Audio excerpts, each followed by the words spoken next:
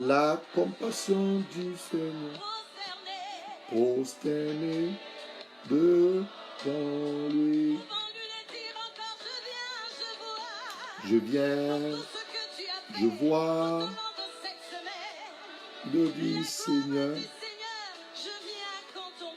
je viens contempler l'agneau. Je viens, je vois la compassion.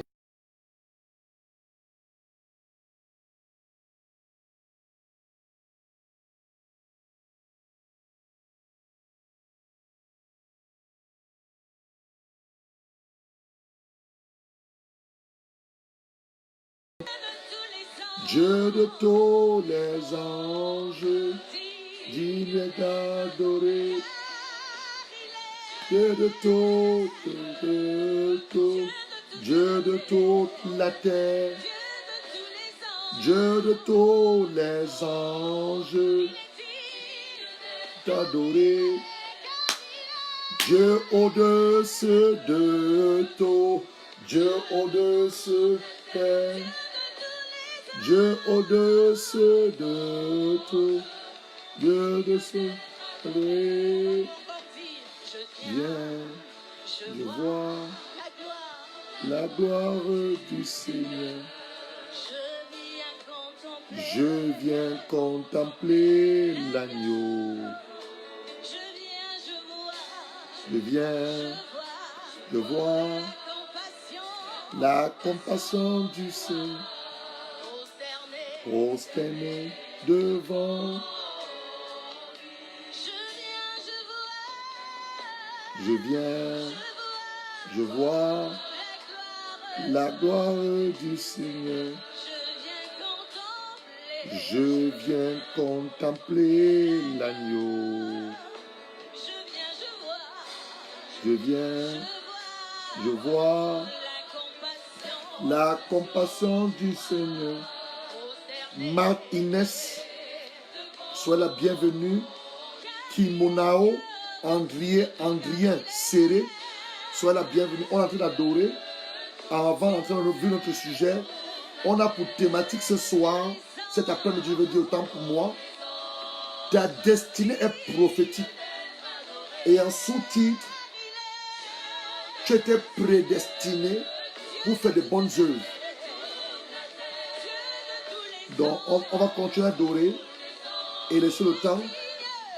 Ensuite, on va commencer notre enseignement. Prends ta Bible. Prends ta Bible. Prends quelque chose pour noter. Il est question de ta vie. Il est question de ta destinée. Donc, il faut prendre quelque chose pour noter. C'est un enseignement. Allez. Maria Mathieu Matondo, que je te bénisse. Bienvenue. Comme tu l'as fait hier, partage la vidéo pour que le maximum de personnes puissent être connectées. Et je sais hier, plusieurs ont été guéris. Plusieurs ont été guéris. Plusieurs ont les témoignages. Nous attendons les témoignages de guérison. Nous attendons les témoignages de guérison. Hier, il y avait une forte tension. La présence de notre Père pour guérir les malades. Et je sais une chose, par la foi, plusieurs ont été touchés par cette tension, ont été guéris. Donc tu es là, tu étais là connecté hier, Dieu t'a guéri, ne garde pas ton témoignage pour toi. Envoie ton témoignage, partage-le, afin que d'autres personnes également puissent être édifiées par ton témoignage. Vraiment que Dieu vous bénisse. On va laisser l'adoration passer, le temps que d'autres personnes se connectent et nous allons commencer l'enseignement. Sans oublier, on a 2 jours de prière, de programme, vendredi et samedi. Je ne sais pas là où tu vis, je ne sais pas là où tu seras, mais moi c'est la plan de Dieu. Prends un billet d'avion, un billet de train, un billet de coach et viens à ce programme. Elle a la présence de notre Père et nous verrons comment Dieu va conduire les choses. 2 jours de programme. 2 jours de programme sur la vie du surnaturel. Le surnaturel. Tu n'as pas été appelé à vivre dans le naturel, Mais Dieu t'a créé pour que tu vives la vie du surnaturel. Les choses qui arrivent au commun de mortel ne doivent pas t'arriver. Donc, durant ces 2 jours, je vais enseigner, mais on va surtout beaucoup prier.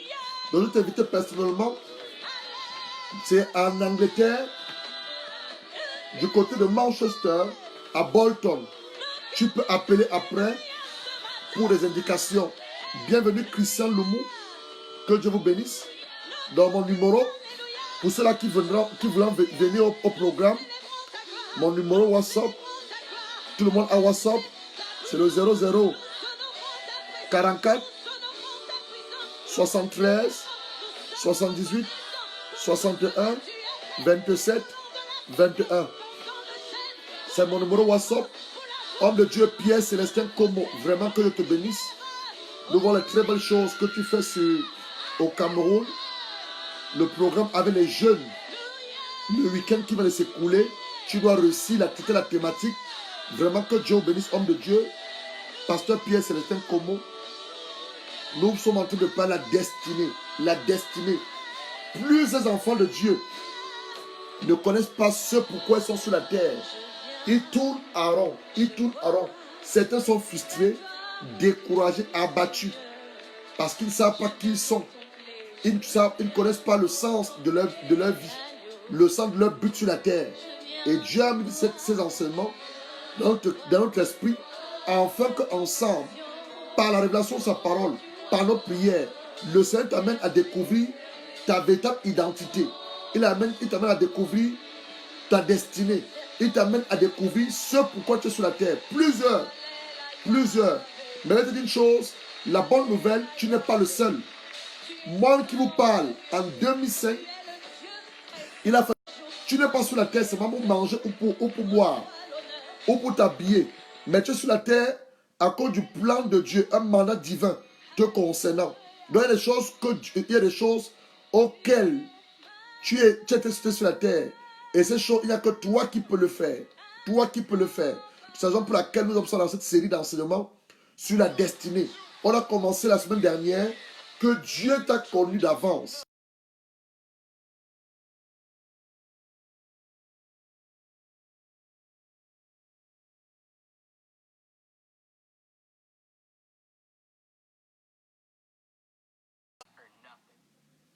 J'ai tantôt, je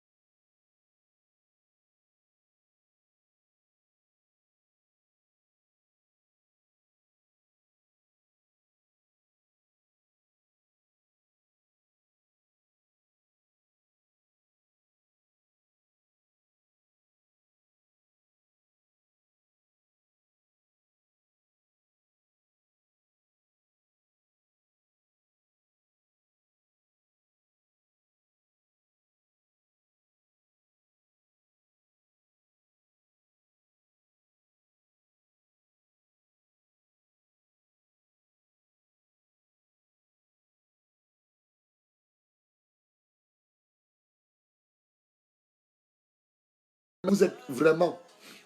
Donc c'est très important que tu aies ta Bible. Tu aies ta Bible et tu aies des notes. De quoi écrire. J'ai mes notes ici. Lawrence Ngwiti Eyambe. Que Dieu te bénisse. Tantôt, on parle de la destinée. Donc il est très important pour toi de prendre un cahier de notes, d'écrire.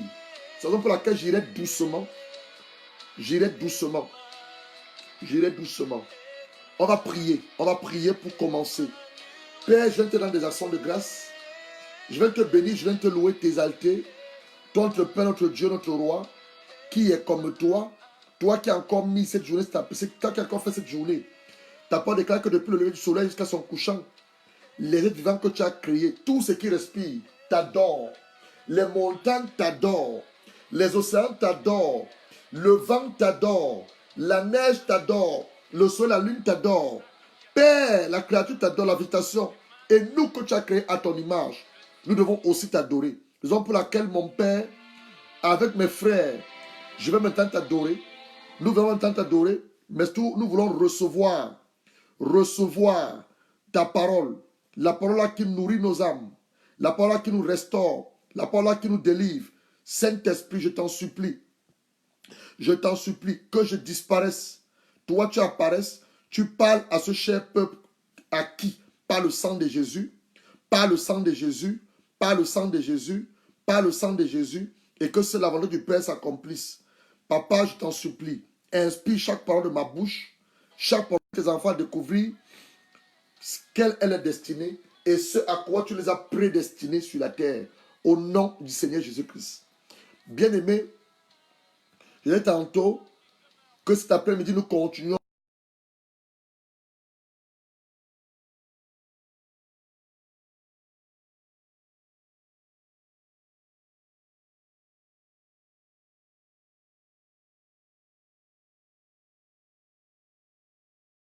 d'avance. Tu ne les connais peut-être pas encore, ces bonnes œuvres. Peut-être tu les connais déjà, tu es en train de les faire. Dans ça qu'on est en train de parler, tu étais prédestiné. Alors, Romains chapitre 8, Romains 8, le verset 29.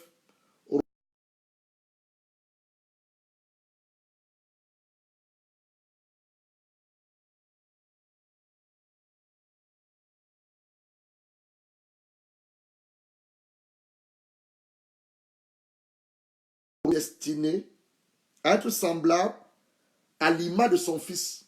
Romains chapitre 8, le verset 29. Romains 8, verset 29. Car ceux qu'il a connus d'avance, il les a aussi prédestinés à être semblables à l'image de son Fils, afin que son Fils fût le premier entre plusieurs frères. Romains 8, le verset 29. Maintenant, regarde alors l'histoire de Jérémie. Jérémie 1, le verset 4 à 5. Mais notre texte de base, c'est Romains 8, verset 29. On parle de la prédestination. À quoi est-ce que tu étais prédestiné? Laurence, Witi et Yambé. La prophétesse Edith Hortense, c'est ce à quoi Dieu l'a appelé. Elle est en train de le faire. Les hommes de Dieu qui sont là, ils savent ce à quoi Dieu les a appelés. Nous adressons maintenant à ceux-là, peut-être qui n'ont pas encore reçu l'appel de Dieu. À ceux-là qui ne savent pas ce à quoi ils ont été appelés. On n'a pas tous été appelés à servir Dieu. Je vais m'expliquer. On n'a pas tous été appelés à être des serviteurs de Dieu. Certains d'entre vous, Dieu vous a prédestiné à des footballeurs. Certains d'entre vous, Dieu vous a prédestiné à des musiciens. Certains d'entre vous, Dieu vous a prédestiné à des politiciens. Bienvenue, homme de Dieu, prophète comme Francis. Vraiment que Dieu te bénisse, homme de Dieu. Très honoré de ta présence. Une fois de plus cet après-midi, on parle de la prédestination. Comme tu le sais, homme de Dieu, plus enfant de Dieu est, enfin quand je parle d'errer, plus tournent en rond parce qu'ils ne savent pas le mandat divin de Dieu sur leur vie. Ils ne savent pas ce à quoi Dieu les a appelés. Ils ne savent pas, en fait, ils ne se posent pas les bonnes questions. Certains se posent les bonnes questions mais n'ont pas de réponse parce qu'ils vont par la présence du Père pour prier, demander à Dieu, Père, révèle-moi qui je suis. 1. Qui je suis, mon identité en Christ. 2. Quel est mon but sur la terre. 3. Ce à quoi j'ai été appelé. Alors on vient de lire Romains 8, le verset 29 qui parle de la prédestination. J'ai entendu le dire, personne ne vient sur la terre sans l'aval de Dieu. Mais plusieurs personnes quittent la terre sans l'autorisation de Dieu. J'ai entendu le dire, personne ne vient sur la terre sans l'aval de Dieu, mais plusieurs quittent la terre sans l'autorisation de Dieu. Qu'est-ce que je veux dire par là? Certaines personnes sont arrachées par le diable. Les accidents de circulation, le diable tue des gens. La sorcellerie, le diable tue les gens. Les envoûtements, le diable tue des gens. Donc plusieurs quittent la terre sans l'aval de Dieu, sans l'autorisation de Dieu. Mais personne ne vient sur la terre sans l'autorisation de Dieu. Maintenant, on parle de Jérémie. La prédestination, on parle de la prédestination, on parle de Jérémie. La parole de l'Éternel me fut adressée en ces mots. Avant que je t'eusse formé, ça c'est Jérémie, dans le ventre de ta mère, Bienvenue, apôtre Malassé Mimban. Ça fait un bon bout de temps, homme de Dieu, l'apôtre depuis le Cameroun, que Dieu te bénisse. Avant que tu fusses formé dans le ventre de ta mère, je te connaissais. C'est ce qu'on a dit dans Romains 8, verset 29. Souvenez-vous, Romains 8, verset 29, c'est notre texte de base.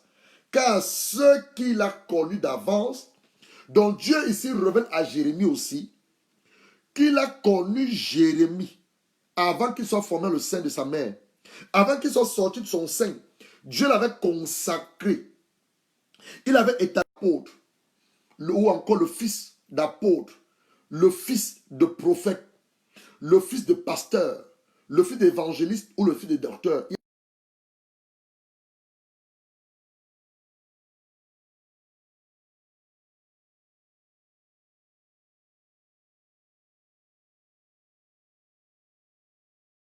Footballeurs. Certains ont été appelés à être de bons cultivateurs. Certains ont été appelés à être de bons planteurs. Certains ont été appelés à être des politiciens. Certains ont été appelés à être des journalistes. Certains ont été appelés à être des chantres. Certains ont été appelés à jouer aux instruments. Donc nous n'avons pas tous été appelés au ministère. Je parle de saint ministère. Donc cet enseignement vient enfin que par la grâce de Dieu, l'onction du Saint-Esprit, les écarts tombent de tes yeux et que tu saches ce à quoi tu as été appelé. Voici Jérémie. Dieu révèle à Jérémie, avant qu'il soit conçu au sein de sa mère, avant qu'il en soit sorti, Dieu le connaissait. Dieu avait prédestiné Jérémie à être prophète des nations. Maintenant, toi, monsieur Harry Mambingo, tu t'es appelé à quoi? Dieu t'a prédestiné à quoi? On va répondre à ces questions au fur et à mesure. Je vais encore lire une portion d'écriture, la prédestination de Saoul. Et on va définir ce que c'est que la prédestination. Parce que plusieurs personnes n'ont pas la compréhension du mot prédestination. Parce que les sectes aussi utilisent le mot prédestination. Les rosicruciens, les frères maçons, tu as lu les livres, on t'a pas la prédestination. Mais qu'est-ce que nous révèle la Bible par rapport à la prédestination? C'est de ce dont nous sommes en train de parler. On va maintenant lire l'histoire de Paul, qui était Saoul, qui avait été prédestiné à être Saoul. Alors, nous sommes dans le livre de Actes. Le livre de Actes. Ensuite, on aura une exhortation. On a le livre de Actes. Ouvre ta Bible dans le livre de Actes. Actes chapitre 9. Actes chapitre 9. Actes, c'est avant Romains. Pour ceux-là qui ne sont pas habitués à la Bible. Actes, c'est avant Romains. Actes, c'est avant Romains. On a toujours pas la prédestination. Ça, c'est l'histoire de Saoul. Je suis dans Actes chapitre 9, le verset 3. Comme ils étaient en chemin et qu'ils approchaient de Damas, tout à coup, une lumière venant du ciel resplendit autour de lui. Il tomba par terre et il entendit une voix qui lui disait, Saoul, Saoul, pourquoi me persécutes-tu? Il répondit, qui es-tu, Seigneur? Le Seigneur lui dit, je suis Jésus que tu persécutes. Et il sera dur de regimber contre les aiguillons. Voici Saoul qui s'apprêtait à aller prendre les enfants de Dieu pour aller les tuer. Voici Saoul qui avait reçu les ordonnances du roi, écrites des mains du roi, signées des mains du roi, que toute personne qui professait le nom de Jésus devait être arrêtée et devait être tuée. Saoul, voilà Saoul. S'appelle, je ne sais pas dans quel domaine. Tu es en train d'imaginer que Dieu t'appelle, en ce moment tu m'écoutes. C'est un peu l'histoire de Saoul. Mais Dieu, dans son amour, il va se révéler à Saoul. Il va se révéler à Saoul. Il va devenir l'apôtre Paul. On est toujours dans le livre de Actes, chapitre 9. Allons maintenant au verset 13. Allons maintenant au verset 13. Ananias, allons commençons au verset 10 pour que vous compreniez. Parce que c'est un enseignement très prophétique, mais simple. Que Dieu vous accorde un esprit de sagesse et de révélation pour que tu comprennes que tu n'es pas sur la terre comme tous les autres humains. On est 7 milliards d'habitants sur la terre. Mais Dieu t'a choisi, c'est à toi que je m'adresse. Dieu t'a choisi pour un but précis. Dieu t'appelle pour la réponse à une solution d'un problème. Tu es la réponse à une équation. Tu es la formule à une équation. Tu es le projet de Dieu. Tu es le plan de Dieu. Mais tu vas le découvrir. Par cet enseignement, l'Esprit de Dieu va t'amener à le découvrir. Donc nous sommes toujours avec l'apôtre, nous sommes toujours avec Saoul. On est toujours dans Actes chapitre 9. On va maintenant lire à partir du verset 10 pour que vous compreniez. Or, il y avait à Damas un disciple nommé Ananias. Le Seigneur lui dit dans une vision, Ananias, il répondit, me voici Seigneur. Le Seigneur lui dit, lève-toi, va à la rue qu'on appelle la droite. Cherche dans la maison de Judas un nommé Saul de Tarse. Saul de Tarse. Cherche la maison. Il lui dit ceci, va à la droite, cherche la maison de Judas un nommé Saul de Tarse. Car il prie. Il a une vision, vous voyez. Donc, pour que tu découvres ton appel, tu dois prier. Il a prié un jeûne de 3 jours. Et je l'ai l'habitude de le dire. Pour découvrir ce à quoi il t'a appelé, prends un jeûne de 3 jours. Prends un jeûne de 3 jours. Je te donne, si tu m'appelles, je te donne des réformes bibliques qui vont t'aider à prier. Et pendant ces 3 jours, Dieu va te révéler exactement ce à quoi il t'a appelé. Ce pourquoi tu es sur la terre. Quel est le but de ta vie sur la terre? Quel est le sens de ta vie sur la terre? C'est dans de bonnes questions que tu dois te poser. 3 bonnes questions. Seigneur, qui suis-je? Tu ne connais pas encore. Qui suis-je? Il va te révéler que tu es son fils ou sa fille. De 2, quel est le sens de ma vie sur la terre? Il va te révéler cela. De 3, ce à quoi tu m'as appelé. 3 bonnes questions. 1, qui suis-je, Seigneur? Je suis ton fils, ta fille. Deuxième bonne question que tu dois te poser. Quel est le but de ma vie sur la terre? Quel est ton plan parfait à mon égard? Ça, c'est la deuxième question. Troisième question. Ce à quoi tu m'as appelé, laisse-moi l'accomplir. Donc voici Saoul. Ananias qui était envoyé pour poser les mains à Saoul. Le verset 12. Car il prie, il a une vision. Un homme de Ananias qui entrait et lui imposait les mains afin qu'il recouvre la vue. Saul avait perdu la vue. La vue, c'est ta vision. Plus d'entre vous, je parle en ce moment, vous avez perdu votre vision. Vous ne connaissez pas votre vision. Vous ne connaissez pas le sens de votre vie, le sens de votre orientation, parce qu'il y a les écailles au-devant de vos yeux. Quand les mains de l'Éternel sont imposées sur tes yeux ou sur ta tête, les écailles tombent de tes yeux et tu recouvres la vision. La vision, c'est quoi? C'est le but pour lequel Dieu t'a créé. Il y a une mission qui est attachée à ta vision. Dieu s'est révélé à toi, il va te dire, voilà ce à quoi je t'ai appelé. Et il va te donner un mandat pour lequel tu as été appelé. Alors, Ananias répondit, Seigneur, j'ai appris que plusieurs personnes, tous les mots que cet homme a fait des saints de Jérusalem. Il y a ici des pouvoirs de la part des professeurs sacrateurs pour lire tous ceux qui invoquent ton nom, le nom de Jésus. Le verset 15. Mais le Seigneur lui dit, va, car cet homme, vous voyez, ça c'est Saoul. On a laissé l'histoire de Jérémie. On a laissé Jérémie. Jérémie qui avait été prédestiné à être prophète des nations. Maintenant nous sommes sur Saoul. Il dit alors, verset 15, va, car cet homme est un instrument que j'ai choisi pour porter. Vous voyez un peu, ça c'est la mission de Saoul, qui va devenir l'apôtre Paul. Dieu révèle à Ananias que Saoul là, qui a perdu la vision, qui est aujourd'hui aveugle, moi l'Éternel, je l'ai choisi. Moi l'Éternel, je l'ai appelé. Je l'ai appelé à quoi? Il dit, c'est un instrument que j'ai choisi pour porter mon nom. Voici la mission de Saoul.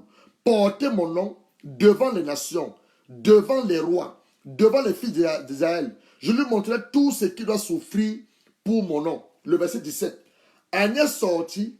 Lorsqu'il fut arrivé à la maison, il imposa les mains à Saoul. Il dit, Saoul, mon frère, le Seigneur Jésus, qui t'a apparu sur le chemin de Damas, sur le chemin pour lequel tu venais, m'a envoyé pour que tu recouvres la vue. Ce n'est pas les yeux physiques, mais c'est les yeux spirituels. Ces yeux spirituels doivent s'ouvrir en même temps que ces yeux physiques. Dans la vision, Saoul doit maintenant connaître quelle est la vision ou le plan de Dieu pour sa vie. À toi aussi que je m'adresse. Que l'Esprit de Dieu maintenant t'impose les mains.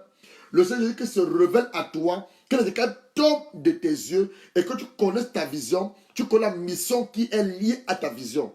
Alors il dit que tu recouvres la vue et que tu sois rempli du Saint-Esprit. Toi aussi, sois rempli du Saint-Esprit. Au même instant, il imposa, et au même instant, il tomba de ses yeux comme des écailles. Donc que les écailles aussi tombent de tes yeux. Que les écailles tombent de tes yeux. Les écailles tombent de tes yeux. Tu vois clairement et tu connais parfaitement la vision pour laquelle tu es sur la terre. Donc les écailles tomba de ses yeux. Il recouvra la vue. Il se leva et fut baptisé. Donc Saoul, en une journée, il a connu quelle était sa vision. Saoul, en une journée, il a été rempli du Saint-Esprit. En une journée, il était baptisé. Donc, il se leva, il fut baptisé. Il prit de la nourriture et les forces lui reviennent. Il resta quelques jours avec les disciples qui étaient à Damas. Aussitôt, il prêcha dans la synagogue que Jésus était le Fils de Dieu. Tous ceux qui l'entendaient étaient dans l'étonnement et disaient, n'est-ce pas celui qui persécutait à Jérusalem ceux qui invoquaient son nom? N'est-il pas venu ici pour les amener liés devant les présents sacrificateurs? Cependant, Saoul se fortifiait de plus en plus et il confondait les Juifs qui habitaient à Damas, démontrant que Jésus est le Christ. Au bout d'un certain temps, les Juifs se concertèrent pour le tuer. Le complaint venait à la connaissance de Saoul. On garda les portes jour et nuit afin de lui ôter la vie. Mais pendant une nuit, les disciples le prient, descendirent par la muraille dans une corbeille. Ça, c'est l'histoire de Saoul. On a vu l'histoire de Jérémie. On voit l'histoire de Saoul. Plus tard, Dieu va lui révéler quel est son vrai nom. Dieu le connaît au nom de Paul et non de Saoul. Ça, c'est un autre enseignement. Par la grâce de Dieu, le mois prochain, on va parler du mystère de la nomination et l'interprétation des rêves. Parce que plusieurs personnes rêvent, mais ne savent pas quelle est la signification de leurs rêves. Donc, Paul était sous le nom de Saoul. Toi, je ne connais pas quel nom par lequel Dieu t'appelle. C'est à toi de prier et demander à Dieu quel est ton nom. Parce qu'il y a un nom avec lequel Dieu t'appelle, ton nom d'alliance. Ça, c'est un autre, comme je disais, c'est un autre enseignement. Je ne vais pas sortir le vif du sujet, mais nous sommes en train de parler de la prédestination. Tu étais prédestiné à faire quoi? C'est donc quoi la prédestination? J'ai ici mon dictionnaire biblique. Dictionnaire biblique. On va lire ce que c'est que la prédestination. Parce qu'on ne peut pas se baser sur le dictionnaire. Le dictionnaire va te donner une définition a priori. Mais c'est un dictionnaire biblique qui parle de la Bible. Avant que je lise ça, je vais lire ici quelques notes pour que tu saches que veut dire la prédestination. Ce à quoi Dieu t'a prédestiné. Quand on parle de tu vois le mot prédestination, il y a le mot pré et il y a le mot destination. Destination. Et dans le mot destination, on fait allusion à ta destinée. Ta destination, chaque enfant de Dieu, nous allons au royaume des cieux. Mais tu as une destinée qui est liée à ta destination finale. Qu'est-ce que c'est de dire par là? Il y a des choses que tu dois faire sur la terre avant que Dieu ne te rappelle à son sein dans le royaume dans son royaume. C'est de ça que je parle, la prédestination. Alors, bienvenue ma camarade de classe et ma soeur de baptême, Bénédicte Mopé, que Dieu te bénisse. Nous avons été confirmés le même jour avec la soeur Bénédicte Mopé. Vraiment, que Dieu la bénisse. Et nous sommes allés à l'école également ensemble, en classe de seconde et en classe de première. Elle se souvient, depuis le lycée, on m'appelait pasteur. J'étais loin d'imaginer que je devais finir par être pasteur. Donc, j'étais prédestiné à servir Dieu. Mopé, elle est là, elle peut vous le confirmer. Déjà, au lycée, c'est moi qui tenais le catéchèse ou encore la religion dans les cas de 4e, non, 6e, 5e et 4e. Mopé peut confirmer cela. Alors, ça c'était une parenthèse. Juste pour saluer ma soeur Mopé Bénédicte, que j'aime beaucoup. Alors, qu'est-ce que je voulais dire par là? Je suis en train de vous dire ceci. Beaucoup de livres et de brochures, des DVD, dont les titres révélateurs, 5 lois pour réussir, la clé de la réussite, 10 lois pour être riche. Tous ces livres ou inspirations de ces auteurs ne vous disent pas, ne vous révèlent pas qu'il y a une chose que vous devez découvrir. La découverte exacte de la volonté de Dieu pour votre vie. Seule clé qui vous permettra de réussir, impacter des vies et votre génération. Toutes les informations que vous allez recevoir ou obtenir de la lecture de ces livres resteront juste théoriques et non pratiques. Car la vraie réussite dans la vie est fonction de la révélation parfaite de Dieu pour ta vie. Je reprends. Beaucoup de livres ont été écrits. 5 lois, 10 lois, fais ceci, beaucoup de livres. Mais pour que tu puisses réussir dans la vie, tu dois découvrir la révélation parfaite de Dieu pour ta vie. C'est ça que je parle de la destinée ou encore la prédestination. Sinon, comment tu expliques? Plusieurs enfants de Dieu, peut-être toi-même y compris, tournent en rond dans la vie. Leur vie ne porte pas du fruit. Ils n'ont pas d'impact. Ils sont engagés dans de mauvaises affaires. Ils sont mariés avec de mauvaises personnes. C'est à cause des mauvaises motivations, des raisons au détriment de la parole de Dieu. C'est parfois même après une dizaine d'années que plus se rendent compte, et plus grave, qu'ils ont épousé de mauvaises personnes. Comment tu l'expliques? Certains ont entrepris de mauvaises études, des diplômes. Ils ont du mal à trouver du travail. D'autres sont associés avec de mauvaises personnes dans de mauvaises affaires. Plusieurs ont investi beaucoup d'argent dans de mauvaises affaires. Dans ce secteur est porteur, négligeant l'approbation de Dieu. Résultat des courses, nombreux sont frustrés, abattus, découragés, veulent tout abandonner, ont peur, sont blessés, mettent dans leur âme. Je parle à certaines personnes qui sont frustrées, abattus, découragés, veulent tout abandonner, ont peur, sont blessés, mettent dans leur âme. Et le diable même pousse certains d'entre vous à commettre le suicide. Ta vie n'a pas de sens sur la terre. Suicide-toi. C'est un mensonge du diable. Ne le fais pas. Ne le fais pas.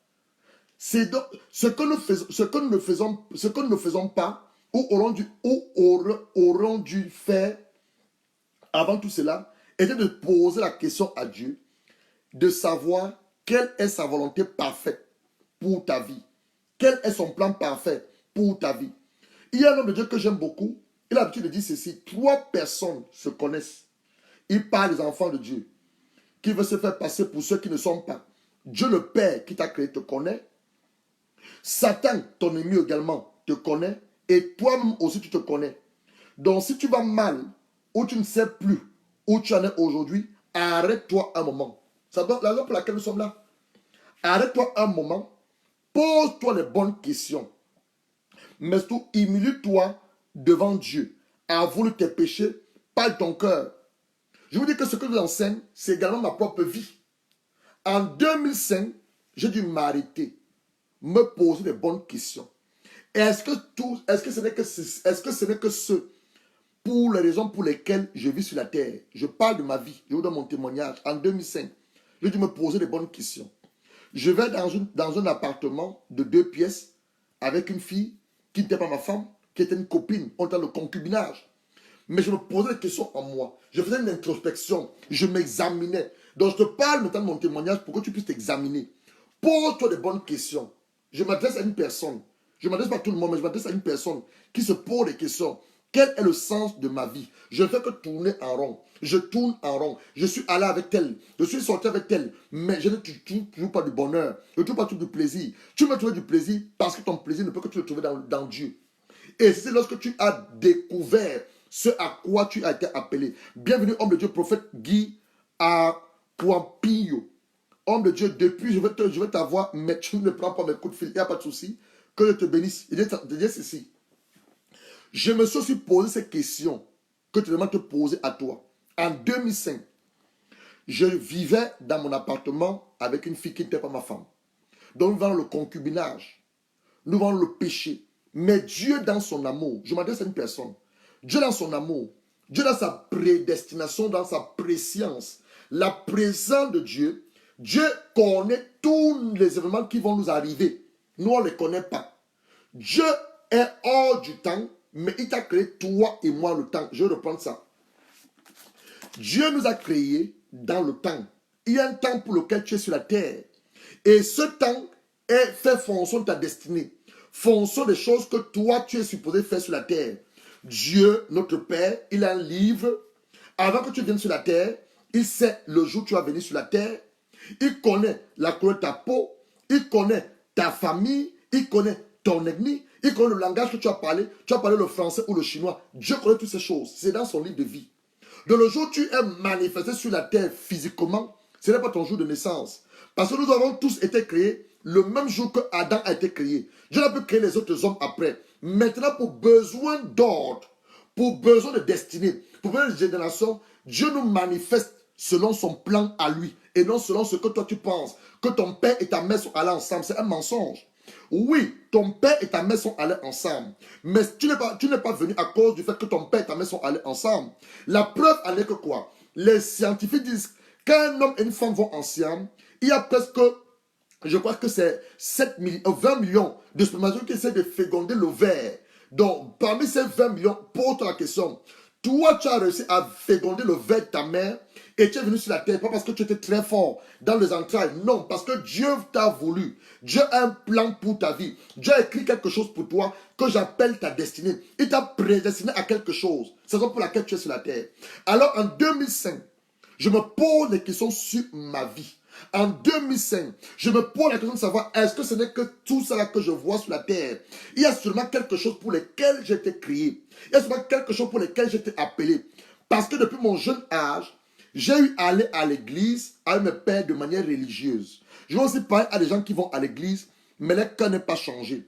Tu peux aller à l'église, ça ne fait pas de toi un enfant de Dieu. J'allais à l'église avec mon père, avec ma mère. Je suis né dans une famille des religieux. Ils n'étaient pas des chrétiens. On devient chrétien le jour où on a accepté Jésus-Christ comme Seigneur sur personnel. On allait à l'église. Là-bas, on est que ma camarade de classe, elle a Bénédicte. On s'est confirmé le même jour. Mais est-ce qu'on était des enfants de Dieu? On fait des choses de manière religieuse. Donc, depuis mon enfance, j'ai fait l'école le dimanche.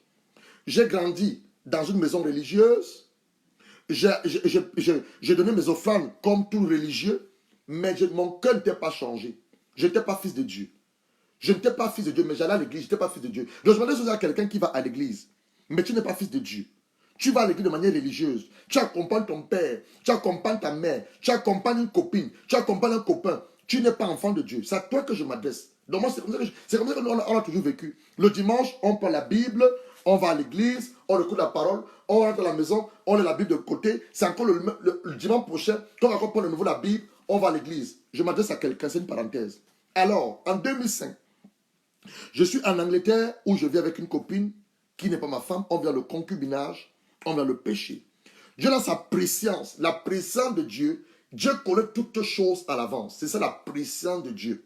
C'est différent de son omniprésence. L'omniprésence, Dieu est partout au même moment. En ce moment, je te parle. Tu peux être en Chine, au Japon, au Canada, en Belgique. Dieu est omniprésent. Ça, il est omniprésent. Ça veut dire que la capacité de Dieu d'être partout au même moment. Mais la préscience de Dieu, c'est la science de Dieu, la connaissance de Dieu, la faculté que Dieu a de connaître tous les événements de notre vie. Le jour où tu nais, tu grandis, la route que tu vas emprunter, le jour où il va te rappeler à son sein. C'est sa préscience. Les événements malheureux, les événements positifs, les événements qui vont orchestrer, les connexions divines, les gens que tu vas rencontrer, c'est ce qu'on appelle la préscience de Dieu. Et tout ça, c'est également écrit dans son cahier divin. Alors, dans sa préscience, 2005, c'est l'année de Gérard. Je dois me révéler à Gérard. Je dois rappeler Gérard à mon sein. Je dois me révéler vraiment à Gérard et je dois l'appeler à mon service. Ça, c'est la présence de Dieu pour moi, pour ma vie. Et je veux croire que Dieu, si notre Père, s'il me permet de faire ces enseignements, c'est pour une personne qui ne connaît pas sa destinée. C'est pour une personne qui ne connaît pas le sens de sa vie sur la terre. Et je veux croire fortement l'Esprit Saint, pendant que je suis en train de te donner mon témoignage, les écailles de tomber de tes yeux et que Dieu se révèle à toi comme il s'est révélé peut-être aussi à moi. Alors, j'étais en train de faire, bienvenue ma fille Agnès Sopo, j'étais en train de faire un cursus d'informatique, ingénierie. Je devais normalement, après ce cours, sortir un ingénieur, programmateur en informatique, un programme Cisco. Je me rappelle de ça comme hier, parce que ça fait partie de mon appel. Il était exactement un samedi après-midi. J'avais devant moi un ordinateur en face. J'avais à gauche un autre ordinateur. Et j'avais sur ma droite un laptop. Je faisais ce qu'on appelle en matière outils informatiques. Je faisais ce qu'on appelle les simulations. J'avais des informations sur l'ordinateur de face, au travers de l'ordinateur de gauche. Et je contrôlais sur le laptop si tout se passait bien. On appelle ça des simulations. Pour ceux qui sont familiers à l'outil informatique ou encore IT, information technologique, pour ceux-là qui sont habitués aux outils informatiques. J'entends une voix me parler dans mon oreille droite. Gérard, ce que tu fais, tu ne seras pas une bénédiction dans ça. Je me tourne, je ne vois personne. La copine t'est pas là, la copine t'est sortie. Dieu ne te parlera jamais ta destinée ou la vision avec une personne, non. Dieu est sage et je bénis la sagesse de Dieu. Il va toujours le faire lorsque tu es seul. raison pour laquelle toi à qui je m'adresse, tu veux vraiment découvrir quelle est ta destinée, quel est le plan de Dieu parfait pour ta vie. Prends 3 jours de jeûne et enferme-toi quelque part. Dieu viendra te rencontrer là-bas, tu le cherches vraiment véritablement avec ton cœur. Il dit qu'il se laissera trouver par nous. Si nous le cherchons sincèrement de tout notre cœur. Moi, je ne le cherchais pas. Je tente de chercher mes diplômes en ingénierie. Je tente de voir l'argent que je devais gagner après d'avoir fini mes cours. Mais lui, dans sa préscience, il avait un plan pour ma vie. Je ne le savais pas. Donc, je m'adresse aussi à toi. Peut-être que tu es en train de faire une activité. Peut-être l'activité même là te rapporte beaucoup d'argent. Mais Dieu me dit, te dit cet après-midi, par sa préscience, il y a une chose pour laquelle il t'a conçu. Par sa préscience, il y a une chose pour laquelle il t'a mis à part. Par sa préscience, il y a quelque chose qui t'a appelé. Et tu ne la connais pas encore. Il me dit, je ne serai pas une seule bénédiction dans ce que tu fais. Je ne comprends rien du tout. Je me tourne, je ne le vois pas. Je ne l'ai dit à personne. Je l'ai gardé dans mon cœur. Ça, c'est 2005. En 2006, un camarade de classe, pas de classe, un camarade on faisait des cours d'informatique ensemble. Je faisais sur notre formation en informatique. Ça, c'est 2006. En 2006, je faisais ce qu'on appelle ITQ. ITQ, on t'apprend là-bas l'utilisation des logiciels, des softwares. C'est un peu trop complexe pour ceux-là qui ne comprennent pas peut-être les informations, l'outil informatique. Bienvenue, Odine Boma. Donc, je faisais ce qu'on appelle ITQ. Mais écoute, c'est comme ça là. C'est des trucs où on t'apprend les logiciels, comment utiliser Microsoft, comment utiliser Excel, comment utiliser PowerPoint. En fait, les softwares en informatique, je faisais ça. Et mon camarade de classe avec lequel on faisait ces cours d'informatique, la ITQ, Jean-Michel, il va me dire, Gérard, j'ai une veillée le week-end. J'ai mon beau-frère, sa femme a perdu sa mère au Cameroun. Est-ce que tu veux m'accompagner à la veillée? Généralement, j'ai une personne qui ne dit pas oui comme ça, mais je ne sais pas. Je lui dis, ok, on ira à cette veillée. En fait, c'était la présence de Dieu qui continuait. Parce que c'était écrit dans mon livre de vie que je vais rencontrer. Je serai à l'école avec Jean-Michel. Il va me proposer d'aller à la veillée. Et à la veillée, je vais rencontrer un homme de Dieu. Alors, on va à la veillée. À la veillée, je rencontre un homme de Dieu. L'homme de Dieu, il est ici en Angleterre, un prophète. Pendant qu'il est en train de ministère, il dit ceci, sous l'inspiration du Saint-Esprit, il a une parole de connaissance. Dieu me parle de 3 personnes dans ce lieu de veillée. 3 personnes. Il y a une femme. On l'a dit, tu as des fibrons. Tu vas te faire opérer, mais tu as peur. Mais le Seigneur me dit, lui-même va t'opérer ce soir. Si tu es là présent, je vais prier pour toi, lui-même va t'opérer. C'était pour une femme. Et j'ai vu même cette femme-là après. Deuxième personne, tu es ici et tu as un dilemme. Tu veux aller au Canada ou tu veux rester ici. Mais Dieu me dit de rester en Angleterre. C'est l'endroit où il va te bénir. C'est de moi qu'il parlait. Je n'avais pas dit ça à l'homme de Dieu. Je n'avais même vu cet homme de Dieu. Je suis allé simplement à une veillée avec mon camarade Jean-Michel. Je ne connaissais pas cet homme de Dieu. Je dis, mais comment cet homme-là peut connaître ce que moi j'ai dans mon cœur? Je n'ai dit à personne. De toutes les manières, l'Esprit Saint m'a propulsé devant lui. Je m'adresse à des enfants de Dieu. L'Esprit Saint met la confiance en toi que c'est à toi qu'on s'adresse. L'Esprit Saint m'a propulsé d'aller voir son serviteur. Il avait une troisième parole pour une troisième personne. Je n'ai pas suivi cette parole, ça ne me concernait pas. Je suis allé voir l'homme de Dieu, le prophète Arnold. Je lui ai dit, homme de Dieu, excusez-moi de vous déranger.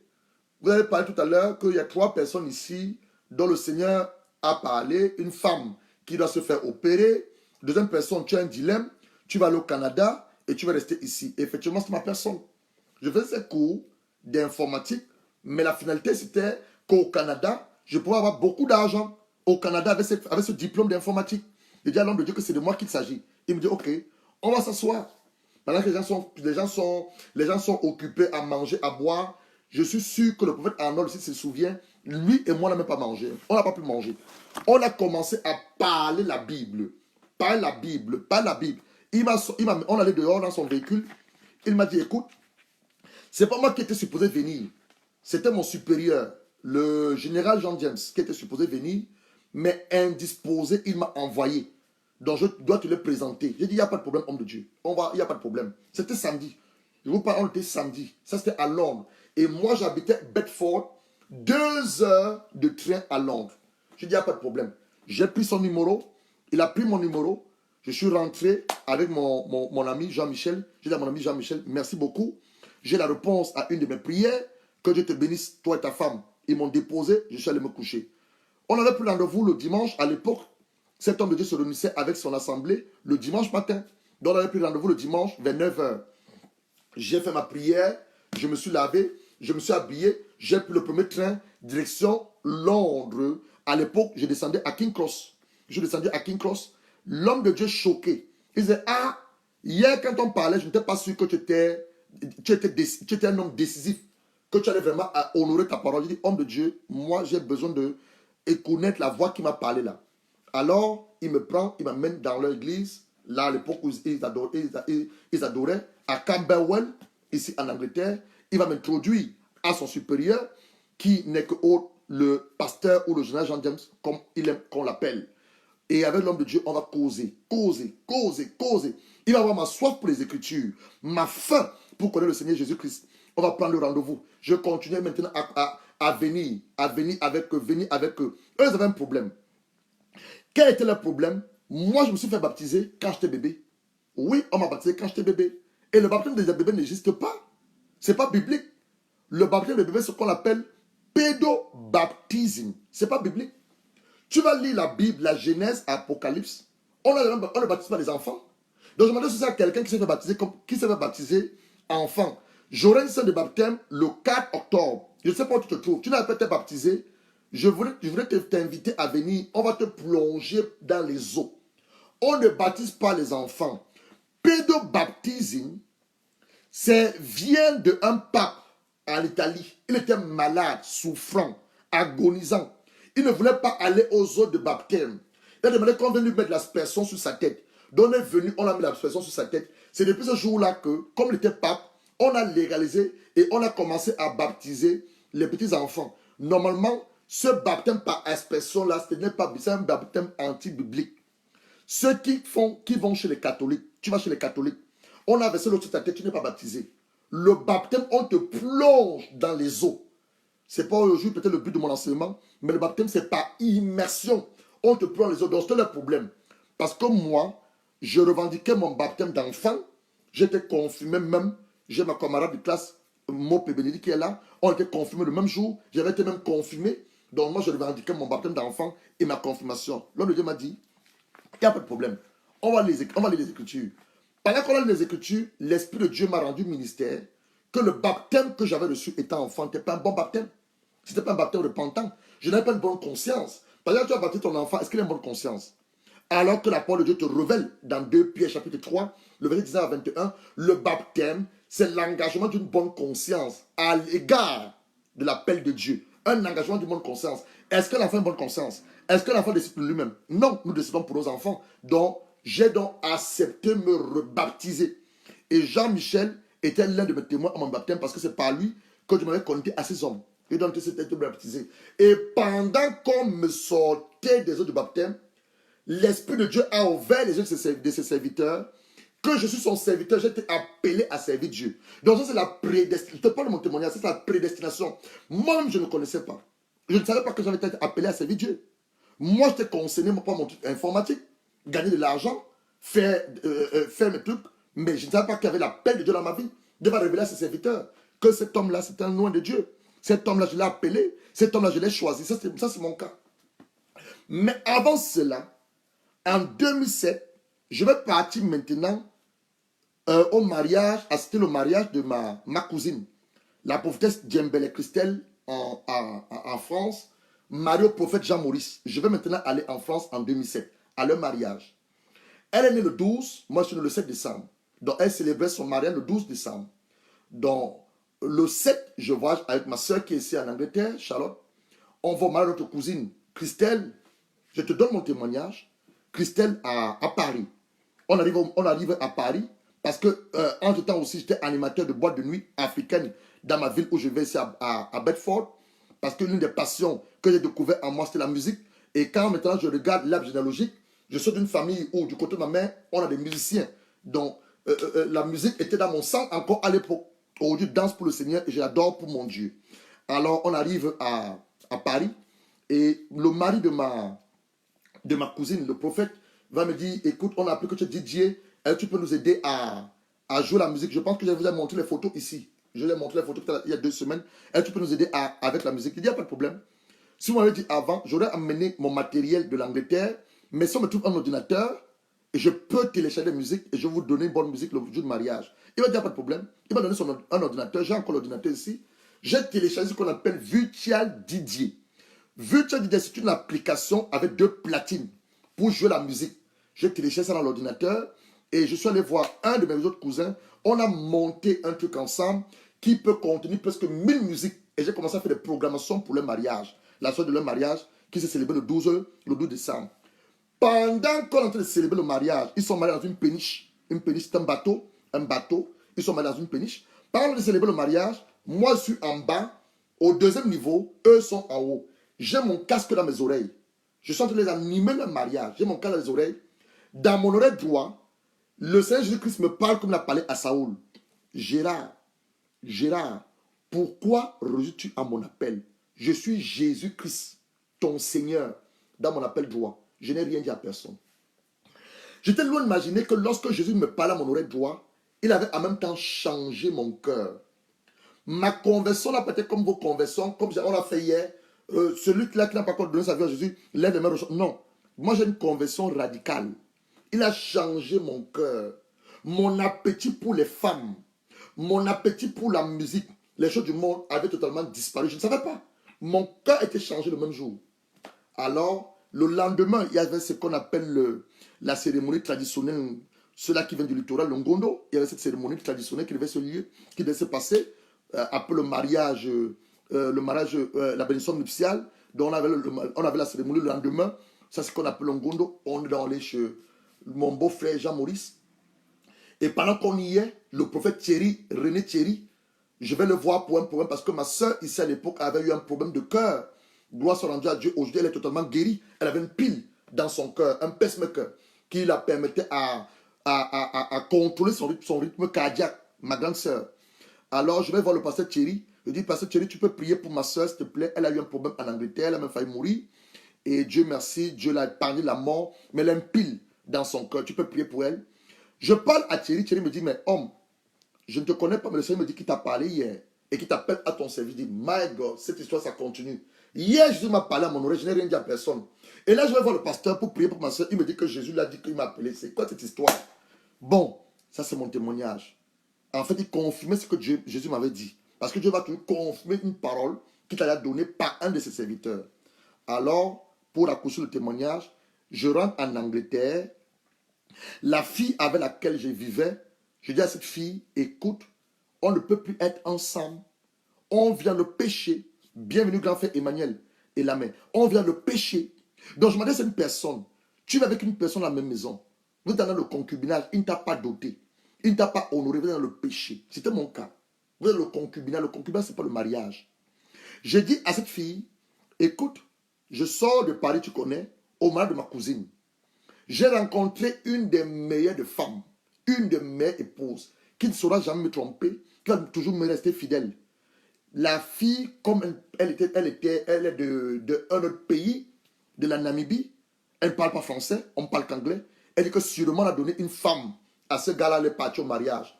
On n'a pas donné une femme, mais j'avais rencontré Jésus-Christ. Quand tu le rencontres, tu vas passer le temps avec lui. Quand tu le rencontres, tu as la joie. J'ai rencontré Jésus-Christ. Il dit à cette fille, écoute, il faut qu'on se sépare. On a le péché. Elle dit, quel péché? Il dit, on doit se séparer. J'avais toujours une Bible avec moi. Depuis mon départ du Cameroun, j'avais toujours une Bible avec moi. Alors j'ai commencé à lire la Bible et lui montrer que ce qu'on faisait, c'était la fornication. On n'est pas marié, on est en train de forniquer, on est en train de pécher, elle ne comprenait pas. J'ai dit, ok, il n'y a pas de problème. Tu es dans ma maison, mon appartement de chambre, il va falloir que tu cherches un endroit pour aller vivre. Parce que moi, je dois aller chercher Jésus là. Je ne le connais pas, je dois le chercher quelque part. Elle ne me croyait pas. J'avais une grosse voiture à l'époque, une grosse BMW, 5 séries. J'ai vendu la BMW. Elle a commencé à dire que ce gars est devenu fou. Donc on va te traiter de fou. Laisse ces gens te traiter de fou. Mais tu sais que tu n'es pas fou. Tu n'es pas folle. Elle dit que ce gars est devenu fou. Mes camarades même disent que je suis devenu fou. Puisque je n'allais plus en boîte de nuit. Je n'animais plus. J'ai pris mes 300 DVD. Il y avait 300 DVD de musique. Je voulais les vendre. On n'a pas voulu acheter. J'ai donné ça aux charity. 300 DVD. On dit ce gars est devenu fou. Il est devenu fou. Gérard est devenu vraiment fou. Là, il est parti en France. Seulement, il est entré dans une secte. Ce n'était pas une secte. J'avais rencontré mon Seigneur et mon Sauveur. Je prie aussi que tu le rencontres. Quand tu vas le rencontrer, ta vie ne sera plus jamais la même. Les écarts vont tomber de tes yeux et tu auras la joie et la paix. Même si ton compte bancaire n'est pas rempli d'argent, mais tu auras cette paix et cette joie dans ton cœur. Alors, je dis à Dina, tu vas chercher un endroit pour aller. Moi, je dois chercher aussi un endroit pour aller chercher Jésus. Elle ne me croyait pas. J'appelle mon bailleur, le bailleur sur le propriétaire de la maison. Je dis, écoute, monsieur James, ça fait plus de 4 ans que je viens dans ton appartement. Je vais te remettre ton appartement. Je vais aller chercher Jésus-Christ. Lui aussi ne comprenait pas. C'est un blanc anglais. Il ne comprend pas. Il dit, mais on n'a pas de problème. Tu as tout payé le loyer. Tu payes ton loyer à temps. Parfois, tu payes mon avance. Quel est le problème? Il dit, non, Jesus. Parce que lui, il parle que anglais. Jesus, I met Jesus. I am in love with Jesus. I need to go and find Jesus.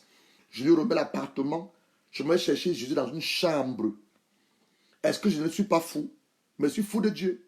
Quelqu'un qui a une maison un appartement de 2 pièces. Un salon, une cuisine, une douche. Tu laisses tout ça pour dans une chambre chercher Jésus. Et tu n'es pas fou. Je suis allé chercher Jésus dans la petite chambre. C'est dans cette chambre-là, je cohabitais maintenant avec 2 autres Anglais. Non, 3 Anglais. Parce que j'étais en haut, ma chambre était en haut. J'ai une autre fille qui était en face. Non. Oui, un garçon qui était en face. Et 2 filles qui étaient en bas. On était 4 dans la maison. 4 dans une maison. Dans la petite chambre-là. C'est dans cette chambre que Dieu, maintenant, par son Fils, va se révéler parfaitement à moi. Je me souviens de ça comme hier. Il était 3 heures. Et on me dit, Gérard, lève-toi. Je me lève. Je m'agenouille. Il dit, Seigneur, ton serviteur écoute. Il va me révéler maintenant qu'il m'a appelé, le but de ma vie, ma mission sur la terre. Il va me donner mon alliance, que je ne peux pas vous révéler, entre moi et lui. Et il va me dire, ce à quoi il m'a appelé. Et c'est comme ça donc, avec le pasteur Thierry, on priait. Et le pasteur Thierry m'a dit, Dieu me dit maintenant, le moment est arrivé pour moi d'arrêter de continuer à prier avec toi, parce qu'il va t'amener chez un serviteur qui va continuer, c'est comme j'ai commencé avec toi. Et c'est comme ça donc que j'ai rencontré donc le pasteur Jean James, le général, comme on l'appelle, et c'est lui qui va continuer le travail que le pasteur Thierry avait commencé, me baptiser par immersion, m'enseigner, m'amener à découvrir ce que Dieu a mis en moi, comme je fais maintenant avec toi, m'amener à découvrir ce que Dieu a mis en moi, commencer à me programmer pour la modération, commencer à me programmer pour l'intercession, commencer à me programmer pour la parole, et aujourd'hui peut-être prêcher la bonne nouvelle. Donc, j'essaie de te faire comprendre quoi? Pas mon témoignage. La vie que tu mènes aujourd'hui, tu te dis peut-être qu'elle est la meilleure de vie. Je parle à les enfants de Dieu, je ne parle pas aux serviteurs de Dieu. Parce que les serviteurs de Dieu savent ce à quoi Dieu les a appelés. Je parle aux enfants de Dieu. La vie que tu mènes maintenant, tu dis, ah, elle est la meilleure de vie. Je suis un homme marié avec ma femme, on a 3 enfants, vraiment mes enfants sont beaux, ma femme est belle, on va au cinéma. Tu dis que non, il n'y a plus que ça, cette vie que tu mènes là, en ce moment. Je m'adresse à une femme. Tu es une femme au foyer, tu es une femme mariée avec tes enfants, avec ton mari, tu n'as pas encore d'enfants. Tu dis, ah, vraiment, je suis, oh, homme de Dieu, tu ne sais pas. Je suis une femme, mon mari même. J'aime mon mari, on a 2 enfants, on va au cinéma, on se balade. Oh, homme de Dieu, je suis une femme mariée. J'aime mon mari, on n'a pas encore d'enfants. Dieu n'a pas encore visité les enfants. Ma soeur, écoute ce que te dit la voix de l'Éternel. Tu as suivi mon témoignage. Il n'y a plus que ça. Il n'y a plus que ça. Maintenant, ce que vous dites, c'est très beau, n'est-ce pas? Comment maintenant je fais pour découvrir ce à quoi je t'ai appelé?